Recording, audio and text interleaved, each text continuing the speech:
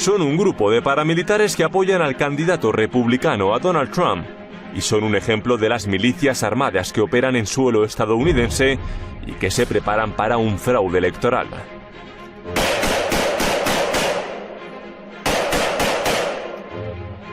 Dicen estar listos para atacar. Amenazan con hacer una revolución en caso de que Clinton gane. Según declaraciones al periódico The New York Times, hay por lo menos 276 grupos armados activos. Esta milicia que usted ve aquí se autodenomina 3% Georgia Security Force. Entrena en bosques de Georgia y en diferentes sitios de internet. Clama ser la defensora de Estados Unidos.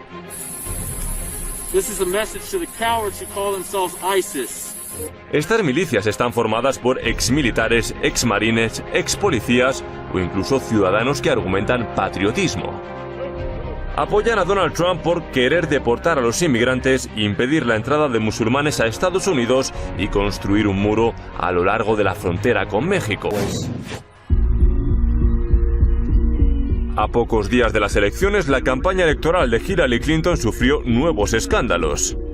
En el centro de esos escándalos están estas dos personas: el director del FBI, James Comey, y el buscado por el FBI, Julian Assange, fundador de Wikileaks.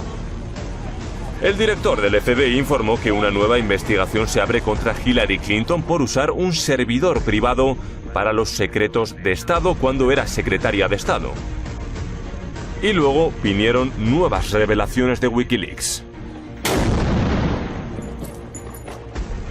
Según Wikileaks, quien financió al grupo terrorista de Daesh, también financió la fundación de Clinton. And of course, the consequence of that is that this notorious terrorist jihadist group called ISIL or ISIS is created largely with money from the very people who are giving money to the Clinton Foundation. Under Hillary Clinton, and Clinton emails reveal significant discussion about it, the largest ever arms deal in the world was made with Saudi Arabia, more than $80 billion. Estas revelaciones sin juicio aún afectaron la ventaja que llevaba Clinton. Muy buenas noches. Desde Londres, saludos a todos. Bueno, el reporte semanal y las estrategias que planteamos. En el vídeo de hoy vamos a hablar obviamente del tema principal que ha afectado además a la sesión de mercado ya el primer lunes de esta semana, y vamos a reflejar exactamente en qué mercados están siendo afectados por el cambio en las elecciones americanas. En el vídeo vamos a hablar de diferentes cosas. Vamos a hacer en este reporte referencia a las divisas, vamos a revisar nuestras últimas estrategias, cuáles han cumplido y cuáles no. Vamos a revisar también los índices bursátiles. Vamos a ver también cuáles han cumplido y cuáles no en las estrategias anteriores que dimos. Vamos a revisar también el índice dólar porque está reflejando clarísimamente cuál es la tendencia del mercado y también se ve muy afectado por las elecciones americanas. Y vamos a revisar por último la materia prima. ¿De acuerdo? Bueno, pues empezamos ya. Hacemos referencia, como de costumbre, los primeros minutos al contenido más macro, geopolítico, fundamental que podemos ver de trasfondo del mercado y que realmente nos da la agenda de cómo se está moviendo el mundo en los terrenos económicos, financieros y políticos, que es lo que nos ayuda a tener una visión clara del panorama y a orientarnos. Fijaos, he destacado tres principales cuestiones respecto a los retos post-elecciones. Cuando terminen las elecciones de Estados Unidos, es decir, dentro de 48 horas, la noche del martes, se verá claramente hacia dónde se van a orientar estos tres puntos que damos aquí. Primero, guerra siria, enfrentamiento mundial, Rusia y Estados Unidos, es un riesgo que está sobre la mesa. Proteccionismo o recesión mundial es un segundo riesgo que también está sobre la mesa. Y como hemos visto en el vídeo introductorio, los conflictos civiles. Como os comentaba, en el vídeo que hemos visto introductorio de Hispan TV, lo que nos comentaban es varias cosas. Uno, los conflictos civiles potenciales, dado que en el centro de Estados Unidos. Todos los estados del centro, todos los estados que son más tradicionales y que están más al interior de Estados Unidos apoyan a los republicanos, o en este caso apoyan a Donald Trump concretamente, y algunos grupos armados dicen que no van a aceptar un resultado de las elecciones que de la victoria Hillary Clinton. Sabemos que a nivel mediático también hay mucha influencia, y ahora comentaremos las noticias de la última semana y esta semana y cómo han afectado al mercado con relación a Hillary Clinton y los casos que había sobre corrupción y los correos electrónicos filtrados. Proteccionismo y recesión será un problema también porque Donald Trump ha destacado que va a devolver el empleo a los Estados Unidos, que va a impedir, pues, por otro lado, que se desnaturalice o se descentralice la creación de empleo por parte de los acuerdos comerciales que hay tanto en México como en China. Por eso ha hablado de suspender el acuerdo del NAFTA y el acuerdo que hay transpacífico, y es por eso por lo que se declara abiertamente contra la globalización, el globalismo, y hay multitud de discursos, si los queréis buscar, en los que habla de eso. Y luego la de la guerra en Siria, porque estamos viendo cómo incluso las últimas filtraciones que hizo la semana pasada Wikileaks hablan directamente de que las mismas manos, en este caso Arabia Saudita y Qatar, que financian a los grupos armados Daesh vinculado a Al-Qaeda o ISIS, son las mismas que han financiado también, según Wikileaks, a la fundación de Clinton. Ese es el problema principal. Entonces vemos claramente cómo lo que ya hablábamos de hace mucho tiempo se empieza a alinear, que es que los Estados Unidos están en un lado del tablero y en el otro lado está Rusia e Irán. Vamos a poner un mapa explicativo sobre el conflicto sirio para que se entienda también. Es la misma ilustración que utilicé en el curso que hice con José Luis Cava y con David Cano. Volvemos a comentarlo sencillamente. Hay dos bandos, Siria, el gobierno sirio y los rebeldes, pero en realidad esos dos bandos están soportados o compuestos por diferentes grupos. A nivel oficial, Rusia, Irán y Hezbollah, la guerrilla de Hezbollah, dan soporte al gobierno sirio. A nivel oficial, Estados Unidos, Turquía y los estados del Golfo, que son Qatar y Arabia Saudita, dan soporte a los rebeldes. A nivel de sectario, ¿cómo se componen? Son dos etnias, los sunís y los chiís. Los chiís están compuestos por Irán, por alawíes, que son los que representan a Assad, y por Hezbollah, y los sunís por los estados del Golfo, que son Arabia Saudita, Qatar, los rebeldes y el grupo ISIS, que también está dentro de las etnias sunís. Luego queda muy claro cómo está dividido el poder ahora mismo. La próxima guerra, bueno, habla de los estados del Golfo y Estados Unidos contra Hezbollah, Irán y Rusia. Es decir, aquí nos habla, y esto ya lo publicaba de Atlantic.com, nos habla claramente de que la guerra próxima, la guerra cercana, es un conflicto entre Arabia Saudita, Qatar, aquí no incluye a Turquía, pero sabemos que está también aquí, probablemente, pero no se ha terminado de... Turquía, desde el intento de golpe de Estado, está jugando un juego peligroso y está entre dos bandos, entre Rusia y Estados Unidos. No hay que olvidar que tras el intento de golpe de Estado de Turquía, el presidente de Turquía se reúne con Vladimir Putin. Luego no sabemos exactamente en qué bando se va a quedar Turquía. Pero vemos que están claramente divididos, Hezbollah, Irán y Rusia, los estados del Golfo y Estados Unidos, y al fin y al cabo Turquía, que es miembro de la OTAN, tendría que estar obligada casi a estar dentro de un bando. Por lo tanto, queda definido el mapa. Bien, vamos a comentar ya directamente el mercado y cómo han afectado las noticias de la semana pasada sobre el FBI y las de anoche, o las de ayer por la noche, a la sesión de mercado de la primera sesión de mercado de esta semana.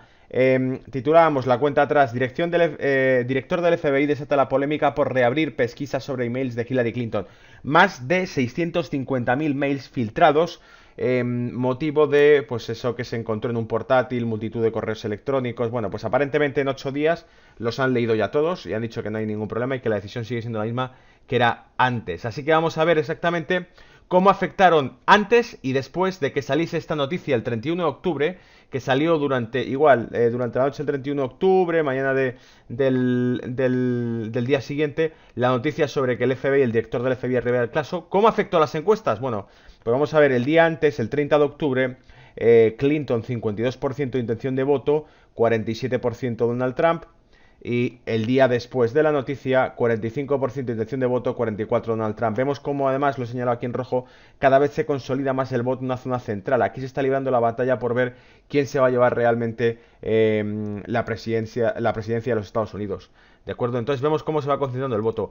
Esta última es la que he sacado hoy tras las declaraciones del director del FBI diciendo que se archiva y que no hay ninguna conclusión diferente a la que se hizo entonces con la primera investigación. Vemos que de nuevo divergen, pierde Trump, recupera Clinton. Así que la reflexión es que Hillary Clinton se beneficia del anuncio que hace el FBI de el cierre de la investigación contra Clinton 2 días antes de las elecciones. Esa es la clave. Se cierra justo antes de que se produzcan las elecciones, no se lleva a cabo y no se procesa o evita que se pueda procesar judicialmente a la futura presidenta de los Estados Unidos, lo cual sería pues un bochorno elegir de presidente a alguien que va a ser procesado. Así que lo que vemos es que a nivel institucional se prepara ya el terreno para que Hillary Clinton sea investida presidenta, puesto que el FBI ya cierra las investigaciones cuando aparentemente en 8 días ha leído 650.000 correos, ¿vale?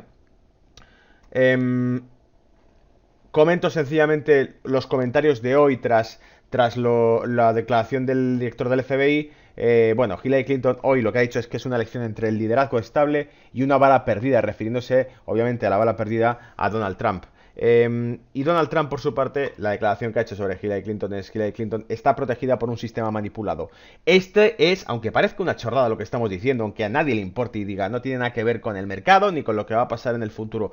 Esto sí tiene mucho que ver, porque que alguien con una responsabilidad política como Donald Trump esté diciendo que el sistema está manipulado, enciende la mecha de lo que estábamos viendo al principio del vídeo, que alguno dirá, es que esto es apocalíptico, no va a pasar nada.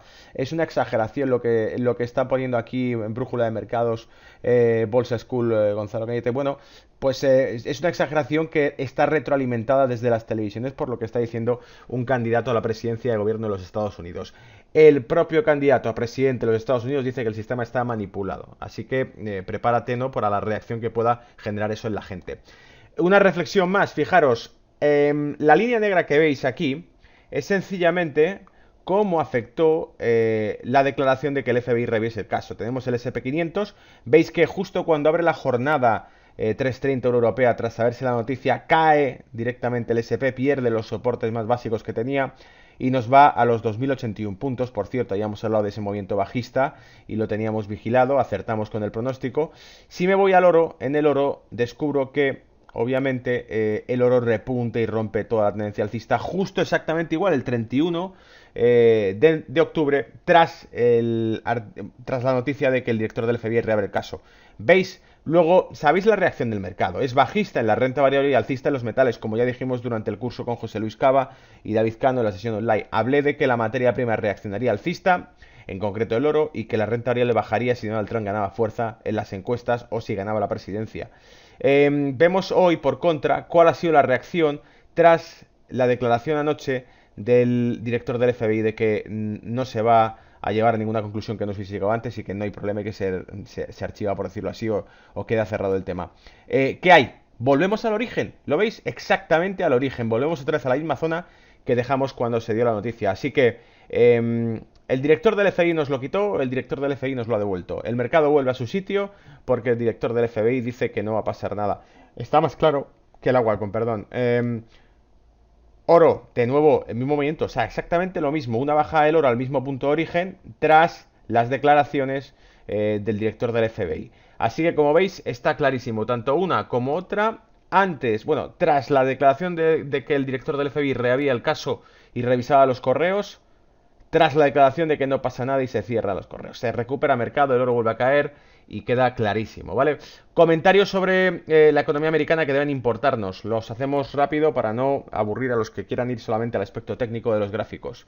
Tenéis aquí un índice, el índice Cash Freaks, que lo que mide es el comercio que se hace, el transporte. Bueno, tenéis aquí la definición. Los datos dentro del índice incluyen todos los modos de transporte interno y se derivan de 25.000 millones de transacciones procesadas anualmente por Cash en nombre de una base de clientes de cientos de grandes cargadores.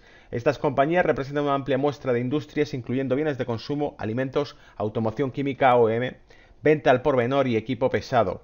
El volumen de carga anual por organización oscila entre $1 millón y más de 1.000 millones de dólares. La diversidad de embarcadores y el volumen agregado proporcionan una representación estadísticamente válida de la actividad marítima norteamericana. ¿Y qué ocurre? ¿Por qué pongo esto aquí? Porque es un índice que muestra radicalmente una caída en las transacciones, en el transporte comercial marítimo de los Estados Unidos. El peor desde, lo tenemos aquí, desde el año 2013. Así que vemos que está cayendo el comercio sin que Trump haya ganado. Por eso decíamos que un segundo punto importante, y lo probamos con este tipo de datos, es el comercio y una posible recesión o proteccionismo a nivel mundial, ¿vale? Más datos. La tasa de paro ha caído y eso es lo que nos defienden muchos sobre la economía americana y su recuperación, y por eso la Reserva Federal subirá los tipos de interés. Pero como he comentado ya más de una ocasión en los vídeos, hay datos que pueden contradecir y que pueden debatir sobre la tasa de paro americana o la tasa de empleo americana. Hay muchos peros que destacar ahí y por eso traigo el índice de fuerza de empleo. El índice de fuerza de empleo que, como veis, no se recupera desde el año 2006. Desde el 2008, que lo perdimos, no ha vuelto a recuperarse. Vuelvo hacia atrás, fijaros, el nivel de empleo, dice la gente, bueno, nos pretende convencer la Reserva Federal de que todo vaya bien porque hemos recuperado la tasa de empleo previa a la crisis de 2008, pero cuando accedes a más datos te das cuenta que algo falla, y esta es la verdad, y esto es por lo que seguís Bolsa School o Brújula de Mercados, porque veis que solemos sacar datos que pueden facilitarte cosas que no te está contando el periódico, ¿vale? En este caso que vemos, la tasa de participación de la fuerza de trabajo es el número de empleados y desempleados, pero en búsqueda de empleo, con porcentaje de la población a partir de 16 años, es decir, la población activa. ¿Y por qué no se ha recuperado la población activa? ¿Por qué es más pequeña que en 2008? Pues solamente hay una respuesta, porque haya menos población o que todos se hayan vuelto viejos, ¿verdad? Esa es la única respuesta que se te ocurre. Pero cuando te consultas cómo evoluciona la población de Estados Unidos, te das cuenta de que desde 2006 obviamente ha crecido y mucho. Entonces, ¿qué es lo que está fallando aquí? 30.000 personas más, pero la fuerza de empleo no se recupera. Creo que hay más que de sobra datos para crear debate. Además, que ponemos los ingresos por hora, es decir, las nóminas, o como se diría, el incremento salarial horario de Estados Unidos, y veis que también es una cifra bastante débil, porque no se recupera desde el año 2008-2009. ¿Lo veis? Así que estos datos contradicen un poco que todo vaya bien, y eso lo saben. Por eso existe un debate interno dentro de la Reserva Federal. Por eso durante los últimos meses hemos visto que un miembro u otro se contradicen entre sí. Es una prueba clarísima. Y por todo lo anterior es por lo que decimos que entran los billetes al rescate, como lo hemos destacado desde julio. Fue en julio cuando ya publiqué en este canal lo que llamé ciclo alcista inducido y que quedaba muy evidenciado. Si os fijáis, los principales bancos mundiales que siguen dándole a la manivela y inyectando pasta son la Reserva Federal, el Banco de Japón, el Bank of Japan, y el BCE, el Banco Central de Europa. Pero además se inician a la ronda de estímulo, pues tenemos también al Banco de Inglaterra, que da un poquito de estímulo monetario y contribuye a la inyección global masiva de dinero en los mercados, ¿vale? Los únicos que están presentando cierto recorte, pues el Banco Central de Rusia, normal, porque tras 2014 lo que ha estado haciendo es dar una política de estímulo para sujetar al rublo. Y la Reserva Federal, pero que no termina de subir los tipos y se ha quedado estancada, lateralizada. Pero lo que vemos es que los billetes entran al rescate, estamos viendo una época de máximos en oferta monetaria y está clarísimo, lo veis, a nivel global, pues bueno, el Banco Popular de China incluido también aquí, se revela así los secretos, o sea, tenemos todo más fácil imposible viendo la oferta monetaria. ¿Vale? Paso al calendario para ver qué va a ocurrir esta semana. Libra, dólar y CAD. Obviamente el evento más importante es el de mañana, las elecciones americanas, y lo que suceda para el miércoles. El miércoles pegará un zambombazo el mercado, pero vamos a tratar de, dentro de esa agenda, vamos a tratar de ver qué mercados podemos ver independientemente de esas elecciones. Y los hay, creedme que los hay. Está la libra, así que vamos a ver la libra dólar, que por cierto acertamos con el pronóstico. Está los inventarios de crudo para Estados Unidos, que los publica, y vamos a ver si el petróleo muy probablemente va a cumplir un movimiento alcista. Ahora explicaré el por qué. Vamos a ver también las declaraciones del Banco Central de Canadá, porque también el canadiense está muy preparado. Por eso, antes de comentar la renta variable y los índices o la materia prima, voy a comentar las divisas.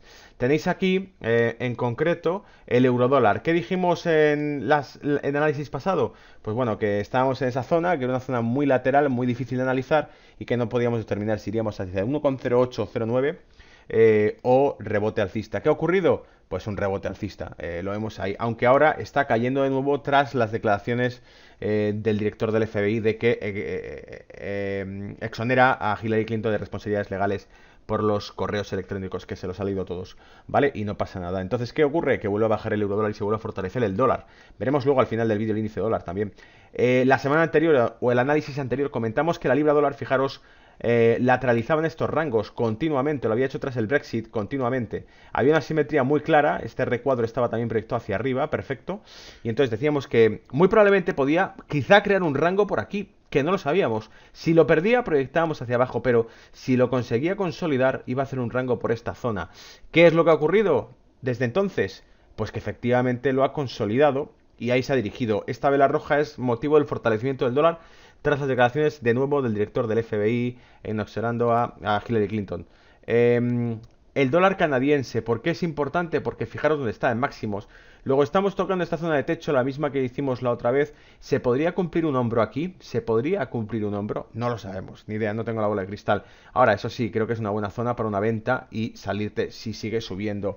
Del 1.3510, por ejemplo, el 1.3510, zona de salida, pero eso sí, carga las pilas porque si hay una corrección te puede llevar al 1.28.112 o hacer al menos una corrección fuerte según lo que diga el Banco Central de Canadá. Dólar canadiense contra... Perdón, dólar contra dólar canadiense. Ahí lo tenéis, ¿vale? Además pega si hay un fortalecimiento del dólar, pero tenemos que ver que se demuestre eso. Pasamos también al dólar NOK, la corona noruega contra el dólar. Dijimos, debilitamiento, objetivos aquí, tendrá que ir cumpliéndose si se provoca por un movimiento alcista en el crudo. El crudo se ha debilitado, el crudo ha bajado desde que lo dijimos. Sin embargo, el dólar contra la corona noruega sí ha empezado a cumplir ese movimiento, ¿lo veis? ¿Vale? Bueno, paso a la renta variable rápidamente. Renta variable, la semana anterior o el análisis anterior comentábamos que el DAX no sería alcista si no consolidaba por encima de los 10.800. Teníamos aquí los niveles de 10.761 y dijimos por encima de 10.800 consolida y puede ser alcista, pero mientras no lo haga somos bajistas en el DAX. Yo lo era de hecho y sigo. ¿Qué ha ocurrido desde entonces? Una corrección significativa. Sabemos que está también motivada por los eventos políticos estadounidenses, pero efectivamente tenía pinta de ir a corregir. Fijaros cómo los gráficos realmente adelantan las noticias, seguimos con el tema. 9.200 en el IBEX y dijimos, bueno, difícil pasarlos. Si consolida por encima de 9.200 nos lo creemos, si no, corrección bajista en el IBEX 35. ¿Y qué ha pasado? Pues, a ver... Pues que lo que tenemos es efectivamente de los 9.200 vuelta a corregir. Fijaros qué fácil está el IBEX, que cada vez que llega a 9.200 vuelve otra vez a los 8.800, que los he repetido una y otra vez en los análisis. 8.800, 9.200, 8.600 son las zonas más fáciles de entrada en el IBEX, ¿vale? Materia prima, West Texas, ese hombro cabeza a hombro que indicamos, decíamos, como consolide por encima de 50, hay una figura alcista muy potente aquí, que se iría hacia los $70 parando en 60. No ha terminado de consolidarlos, no hemos visto los 51 ni los 52 en cierre. Lo que ha hecho es, en este nos hemos equivocado de momento, no va a romperlos, vuelve para atrás, aunque tenemos zona de apoyo ya para otro impulso alcista hacia los $50 el barril, ¿vale? Ha retrocedido hasta los 45 prácticamente. Y por último, el índice dólar, el DXY, decíamos que estaba muy fuerte, que estaba subiendo bastante, pero decíamos que estaba el techo cercano, ¿lo veis? Los tiene están ahí, es un tope claro, es una zona lateral tras una tendencia alcista muy fuerte, una zona lateral. ¿Podrá continuar el movimiento? O en todo caso, si se debilita y pierde esta zona, replicará hacia los 88 puntos el índice dólar, ¿vale? Pues no lo sé, no tenemos la bola de cristal de nuevo, pero ¿qué ha ocurrido? De momento sabemos que ha rectificado. A mí, pese a que sea una zona lateral con muchísima fuerza alcista, lo que me pega es que con las mismas esto puede hacerte un patrón bajista, romper esta zona y volcarse hacia abajo, no solamente a esta zona, sino incluso más allá, ir a los 84 puntos, que sería letal, demoledor para el dólar y por supuesto hiperalcista para el oro, ¿vale? Inflacionista para el oro, clarísimo, ¿vale? Pero bueno, no lo sabemos, de momento hay una tendencia alcista bastante clara en el índice dólar. Así que, como hemos dicho en otras ocasiones, esto se determinará cuando, si Hillary Clinton gana las elecciones, muy probablemente todo quede estable y la Reserva Federal suba los tipos de interés en diciembre. Si gana Donald Trump, incluso lo que dijimos fue que la Reserva Federal anuncie contra todo pronóstico una QE temporal de unos 3 meses para estimular el mercado porque se cae y sabemos que la solución hasta ahora desde 1998 a las crisis económicas es inyectar billetes porque no saben qué otra cosa hacer, así que lo tendrán fácil. Gana Donald Trump a inyectar billetes a la economía, ¿vale? Bueno, pues eso es todo. Ahora, yo me tengo que mojar. ¿Qué creo que va a ocurrir? Creo que está más que decidido que gane Hillary Clinton y se están poniendo todos los medios necesarios para que ella gane. a nivel económico, a nivel financiero, a nivel de apoyo mediático.